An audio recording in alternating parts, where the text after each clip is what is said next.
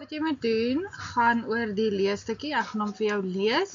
Jy kan altyd hom weer en weer speel om dan die vragies te beantwoord. Wat is argeologie? Het jy al gewonder hoe mense lank terug geleef het? Byvoorbeeld, hoe het hulle daaglikse dinge gedoen het, soos eet, leer en speel? Daar is mense wie se werk dit is om voorwerpe te bestudeer wat mense gebruik het. Hulle word argeoloog genoem. Nou wat is argeologie?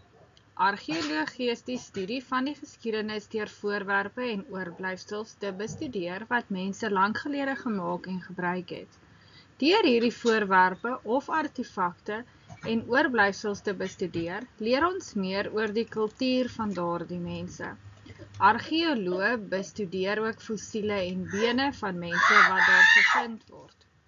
So leer ons meer oor die mense self, hulle DNS en waar hulle vandaan kom, soos wie hulle voorouers was.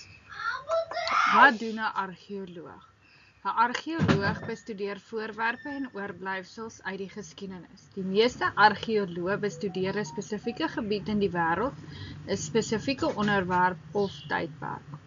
Hoe werk argeologie? Argeoloë vra byvoorbeeld vrae oor mense wat in 'n sekere tydperk geleef het en soek historiese dokumente daaroor. Dit help hulle om op 'n omgewing en terrein te besluit om opgrawings te doen. Argeoloë praat ook met afstammelinge van hierdie mense om hulle kultuur en geskiedenis beter te verstaan. Ligfoto's en satellietbeelde help om patrone op die terrein te sien wat nie van naby sigbaar is nie. Radar en sonar word ook gebruik om agter te kom wat onder die grond is.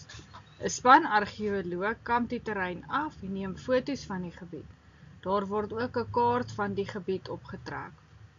Karteer, hulle begin dan met opgrawings. Argeoloë verdeel die terrein met 'n ruitennet wat help om te bepaal presies waar artefakte gevind is. Soms kom mense per ongeluk op 'n artefak in die grond af, wat argeoloë dan bestudeer. As dit 'n artefak is wat belangrik lyk, kan 'n argeoloog dan besluit om die terrein te bestudeer.